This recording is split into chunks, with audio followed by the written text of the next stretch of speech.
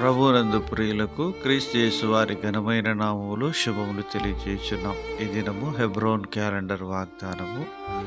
నా పూర్ణ హృదయముతో నేను యెహోవాను స్తుతించెదను. కీర్తనల గ్రంథము 9వ అధ్యాయము 1వ చరణంలో దైవజనుడు దావీదు ఈ మాటలు తెలియజేస్తున్నాడు. దేవుడు దావీదుకు కలుగజేసిన సైనిక విజయాలన్నిటిని బట్టి దేవుణ్ణి ఆరాధిస్తూ ఉంటున్నాడు. ఎందుకనగా విజయము దేవుని ద్వారా దావీదుకు దేవుడు అనుగ్రహిస్తూ వచ్చినట్లుగా దావీదు గ్రహించి ఆ యొక్క మహిమనంతా కూడా దేవునికి ఆపాదిస్తూ రాసినటువంటి కీర్తనగా ఈ కీర్తన ఉంటున్నది. ప్రియమైనటువంటి దేవుని ప్రజలారా, దేవుణ్ణి పూర్ణ హృదయంతో మనము ఆరాధించాలి అంటే మన యొక్క ఆధ్యాత్మికమైనటువంటి జీవితంలో ఆయనపై మనం ఆనుకునే వారంగా ఉండాలి. ఎందుకనగా దేవుడు ఆత్మ గనుక ఆయనను ఆరాధించువారు ఆత్మతోనూ సత్యముతోనూ ఆరాధింపవరడం అని దేవుని వాక్యము సెలవిస్తుంది.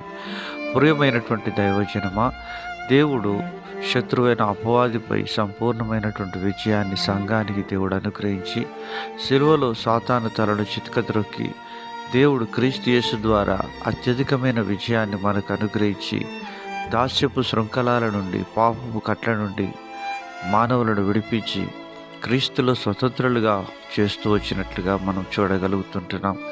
అందుకని దేవుణ్ణి పూర్ణ హృదయంతో పూర్ణ ఆత్మతో మనం స్తుతించబద్ధులమై ఉంటున్నాం. ఎందుకనగా దేవుడు మనకిచ్చినటువంటి ఈ యొక్క ఆత్మీయమైనటువంటి విడుదలను బట్టి ప్రభువుకు మనం కృతజ్ఞతాస్తుతులు చెల్లించవలసిన వారంగా ఉంటున్నాం. దావీదు తన శత్రువుల పట్ల దేవుడు తనకు ఇచ్చిన విజయాన్ని బట్టి ఏ రీతిగా ఆరాధిస్తుంటున్నాడో, మన యొక్క శత్రువు అయినటువంటి అపవాది చెర నుంచి దేవుడు మనల్ని విడిపించిన వాడు దేవునికి మనం కృతజ్ఞతాస్తుతులు చెల్లించాలి. మరణం యొక్క బలము గల వారి చేతుల నుండి దాస్యపు శృంఖలాల నుంచి దేవుడు మనల్ని విడిపిస్తూ వచ్చినాడు. దాన్ని బట్టి మనం ప్రభువుకు కృతజ్ఞతాస్తుతులు చెల్లించబద్ధులమై ఉంటున్నాం. మన జీవిత కాలమంతయు ఆయనను ఆరాధించవలసిన వారంగా ఉంటున్నాం. దావీదు సెలవిస్తుంటున్నాడు 103వ కీర్తన 1వ చరణంలో, నా ప్రాణమా యెహోవాను సన్నతించుము, ఆయన చేసిన ఉపకారములలో దేనిని మరువకుము అని దావీదు మాట్లాడుతున్నాడు. ప్రియమైనటువంటి దైవజనమా, ఆయనను మరొక ఆరాధించేటువంటి ఆ యొక్క అనుభవం ఆయనను హత్తుకొని ఆయనను ప్రేమించేవారు మాత్రమే చేయగలుగుతారు.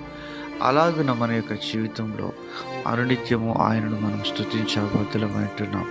ఎందుకనగా ప్రతి విషయమునందు కృతజ్ఞతాస్తుతులు చెల్లించాలి అని దేవుని వాక్యం సెలవిస్తుంది. అలాగను మనం దేవుని స్తుతించుటకు ప్రభు సహాయం చేయనుగాక.